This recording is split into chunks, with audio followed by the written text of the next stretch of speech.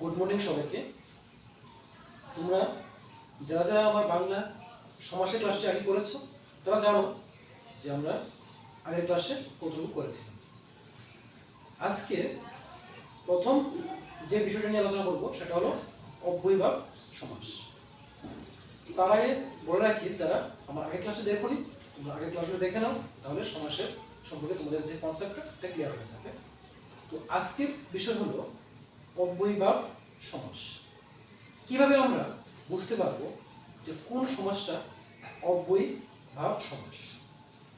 অব্যয়ভাব সমাস চেনার উপায়টা হলো, যদি কোনো সমাসের প্রথমে ভালো করে মনোযোগ দিয়ে কথা শুনবে, আর তোমাদেরকে বলবো একটা খাতা কলম নিয়ে নাও, যারা বলছে এগুলি লিখে নেবে। দেখো, অব্যয়ভাব সমাসের মধ্যে দেখতে পাবে যে প্রথম সমাসটা শুরু হবে আহা, নির, বেবি, উপ, প্রতি, যথা, উত এগুলি থাকলে এগুলি হবে অব্যয়ভাব সমাস। যদি আমরা বলি আমরণ, দেখো আবরণের প্রথমে কি আছে? আ আছে। আ মানেই যে হলো অব্যয়ভাব সমাস। তারপর দেখো হা ঘর, হা ঘর, দেখো এখানে প্রথম শুরু হয়েছে হা দিয়ে, তার মানে সে একটা অব্যয়ভাব সমাস। নেক্সট নিরাপদ, দেখো নিরাপদ প্রথম কি দিয়ে শুরু হয়েছে? নি রা পদ, মানে নির, নির সাথে আকারযুক্ত দিয়ে তারপর পদ, নিরাপদ। নির রয়েছে মানে সে একটা অব্যয়ভাব সমাস। তারপর হলো বেহায়া, বেহায়ের প্রথমে রয়েছে বে, ব একার বে, যেহেতু বে রয়েছে বুঝে নেবে সেটা হলো একটা অব্যয়ভাব সমাস। তারপর হলো বিশৃঙ্খলা, দেখো বিশৃঙ্খলা বলেছিলাম কি, যদি বি দিয়ে শুরু হয় সে অব্যয়ভাব সমাস হবে। যেহেতু প্রথমেই বি রয়েছে তার মানে সে হবে একটা অব্যয়ভাব সমাস। উপবন, দেখো উপ বলেছিলাম উপ দিয়ে শুরু হলে অব্যয়ভাব হবে। উপবন প্রথমে যেহেতু উপ রয়েছে সেও একটা অব্যয়ভাব সমাস। প্রতিদিন প্রথমে রয়েছে প্রতি, প্রতি যেহেতু রয়েছে তার মানে সেটা হবে একটা অব্যয়ভাব সমাস। যথার্থ, যথা দিয়ে শুরু হয়েছে যথার্থ, তো যথা রয়েছে মানে সে একটা অব্যয়ভাব সমাস। নেক্সট হলো উৎসাহ, উৎ রস্যু খণ্ড, তো উৎ দিয়ে শুরু হয়েছে মানে সে একটা অব্যয়ভাব সমাস। এভাবে তোমরা এগুলো মুখস্থ করে নেবে। আসলে বুঝতে পেরেছো? নেক্সট আমরা বুঝবো বহুব্রীহি সমাস। কি বললাম? বহুব্রীহি সমাস। কিভাবে বুঝতে পারবো যে বহুব্রীহি সমাস কিনা? মনে রাখবে এক্ষেত্রে পূর্বপদ এবং উত্তরপদ, পরপদ এবং পূর্বপদ প্রত্যেকটারই যে অর্থ এখানে লুপ্ত হয়ে যাবে, মানে তাদের কোনো প্রাধান্যই পাবে না। কিন্তু তাদের সমষ্টিগতভাবে যে শব্দটা উৎপন্ন হয় ওইটার নতুন উৎপন্ন হওয়া শব্দটার অর্থ এখানে বহিঃপ্রকাশ হবে। মানে হলো পরপদ এবং পূর্বপদ কোনোটারই প্রাধান্য পাবে না, কিন্তু তাদের সাহায্যে উৎপন্ন হওয়া নতুন পদটির প্রাধান্য থাকবে। যেমন প্রথম যদি আমরা বলি লাঠা লাঠি, দেখো পূর্বপদ কি রয়েছে? লাঠা, পরপদ হলো লাঠি। তো লাঠা লাঠি, অ্যাকচুয়ালি লাঠা লাঠি দিয়ে আমরা কি বুঝি? লাঠা লাঠি দিয়ে আমরা বুঝি লাঠিতে লাঠিতে যে যুদ্ধ, মানে লাঠা লাঠির শব্দ দিয়ে আমরা এটাই বুঝি যেখানে যুদ্ধ লেগেছে। এই ক্ষেত্রে যে যুদ্ধ অ্যাকচুয়ালি ছিল কি? লাঠালাঠি, কিন্তু লাঠালাঠির অর্থটা কি বোঝানো হয়েছে? তার অর্থ বোঝানো হয়েছে যুদ্ধ, মানে লাঠিতে লাঠিতে যে যুদ্ধটা তো ছিল লাঠালাঠি পূর্বপদ এবং পরপদ, কিন্তু অর্থটা বোঝানো হয়েছে যুদ্ধ। তাহলে নতুন একটা পদ উৎপন্ন হয়েছে যুদ্ধ, তো নতুন যে পদ উৎপন্ন হয়েছে সেটারই আমরা অর্থ বুঝতে পারি। তো এই ধরনের যে সমাসগুলো রয়েছে তাহলে কি বলবো আমরা? বহুব্রীহি সমাস। নেক্সট যদি বলি কানাকানি, দেখো কানাকানি দিয়ে আমরা কি বুঝি? কানা হলো পূর্বপদ, পরপদ হলো কানি, কিন্তু কানাকানি দিয়ে আমরা কিছু বুঝতে পারি না। তার অর্থ যেটা হয় সে অর্থটা হয় কি? কানে কানে কথা বলা, মানে কানে কানে যে কথা বলা হয়। তো ছিল কানাকানি, কিন্তু তার অর্থটা বুঝলাম কি? যে কানে কানে যে কথা বলা হয়। কানে কানে কথা মানে এখানে মেইন শব্দটা কি? কথা। কথাকে বোঝানো হয়েছে যে কথাটা কানে কানে বলা ছিল কানাকানি প্লাস কিন্তু আমরা বুঝলাম কি, যে কানে কানে যে কথা, কথা বোঝানো হয়েছে এখানে।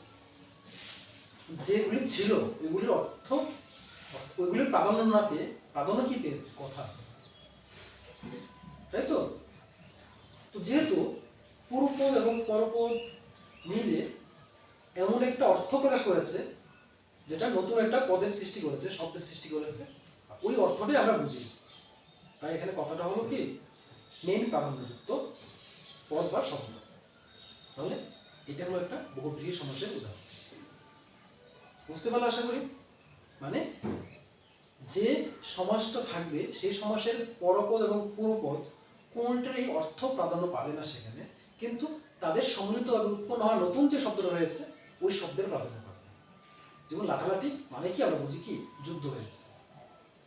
কানাকানি মানে কি, যে কথা বলা হয়েছে, কথাটা হলো মেইন প্রাধান্য পেয়েছে। তো এগুলি হলো বহুব্রীহি সমাসের উদাহরণ। নেক্সট,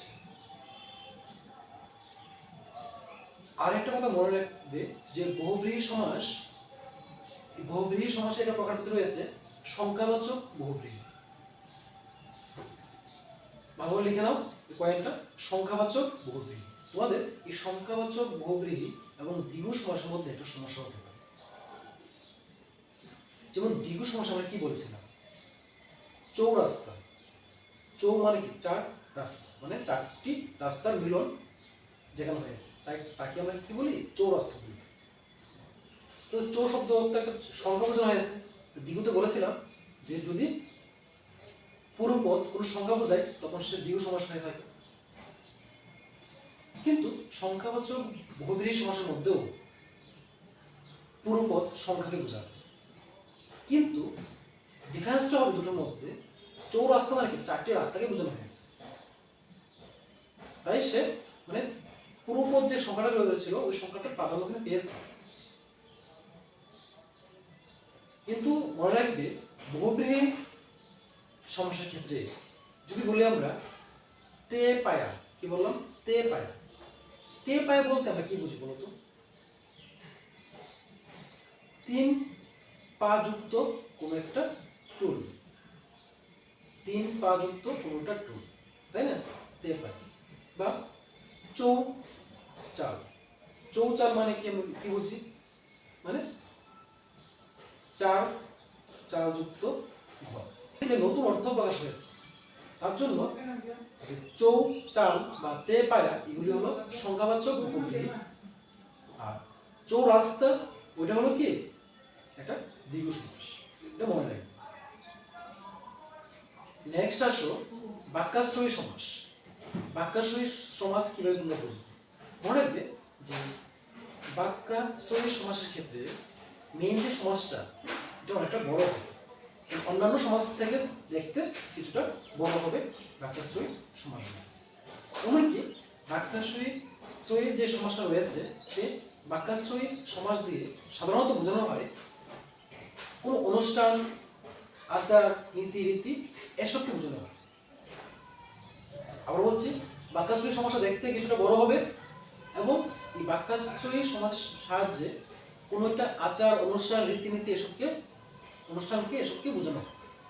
যেমন যদি বলি বসে আঁকো প্রতিযোগিতা, দেখো সমাসটার মধ্যে অনেকটা বড়, বসে আঁকো প্রতিযোগিতা, অর্থাৎ বসে আঁকা হয় এমন প্রতিযোগিতা, ঠিক আছে?